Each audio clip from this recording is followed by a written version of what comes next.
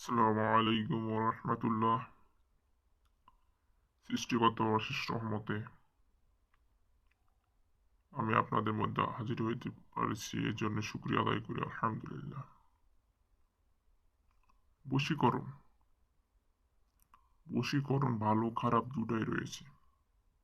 বশীকরণকে কখনো ভালো বলা যাবে না, কেননা একজনের অমতের বিরুদ্ধে কাজ করানোকেই বশীকরণ বলা হয়। সে কাজটি করতে চায় না, মেয়েকে দেখে পাগল হয়ে যায়, তার সঙ্গে শারীরিক সম্পর্ক স্থাপন করতে চায়, মেয়েটি কোনোভাবেই রাজি হয় না। যখন মেয়েটি রাজি হয় না, তখন আমরা কোনো কবিরাজ বা কোনো হুজুরের শরণাপন্ন হই, যাতে মেয়েটিকে বশ করে নিজের আয়ত্তে আনতে পারি। কথাটা সত্য কিনা বলেন? হ্যাঁ, কথাটা 100% সত্য। আমরা কাউকে বশ করার জন্য বা তার সঙ্গে মেলামেশা করার জন্য, পাগল করার জন্য কোনো হুজুর বা কবিরাজের শরণাপন্ন হই। তো আপনারা চাইলে নিজেরাই কাজটি করতে পারবেন। অনেকে আছেন যারা হুজুরকে শরমের ভয়ে বলতে পারেন না, লোকলজ্জার ভয়ে, তারা স্ক্রিনে দেওয়া নম্বরে আমার সঙ্গে যোগাযোগ করতে পারে। শরম করলে কোনো কিছুই পাওয়া যায় না, এটা কথাটা মাথায় রাখবেন। তো আপনাদের এই নকশাটি আপনারা যারা বশীকরণ করতে চাচ্ছেন, মেয়ের সঙ্গে মেলামেশা করতে চাচ্ছেন, তিনারা এই নকশাটি ভালোভাবে অঙ্কন করবেন এবং যেভাবে অঙ্কন করা রয়েছে ঠিক অনুরূপভাবে আপনারা নকশাটি অঙ্কন করবেন।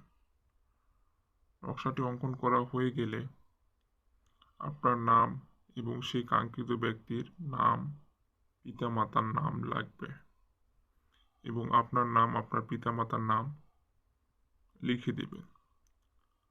লেখানোর পর আপনারা খাঁটি গাওয়া ঘি অবশ্যই আপনাদের সংগ্রহ করতে হবে, খাঁটি গাওয়া ঘি। হ্যাঁ, তবে আরেকটি কথা, আপনারা যে কালি দিয়ে লিখবেন সেটা অবশ্যই হতে হবে জাফরান কালি। জাফরান কালি এই মতোই কালার, লাল টক টক রক্তের মতো, লাল টক টক রক্ত বললেই চলে, সেই কালি দিয়ে আপনাদের অঙ্কন করতে হবে এই নকশাটি।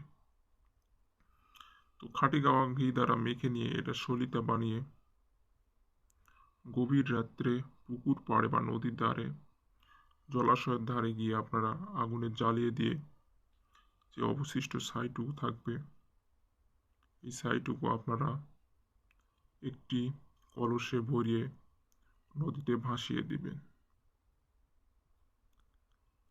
বশীকরণ, কালা জাদুর এবং তাদের রহমতে আপনার এই কাজটি সম্পূর্ণ হবে 3 থেকে 7 দিনের মধ্যে।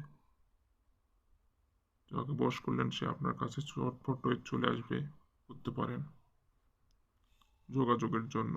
আর আমার ভিডিওটি ভালো লাগলে অনেকের উপকার হবে, আপনারা শেয়ার করে দিতে পারেন, এতটুকু অনুরোধ রইল। এই ছিল ভিডিও, আপনারা মনোযোগ সহকারে দেখুন, কাজ করুন, ইনশাআল্লাহ আপনাদের মনের আশা পূরণ হবে।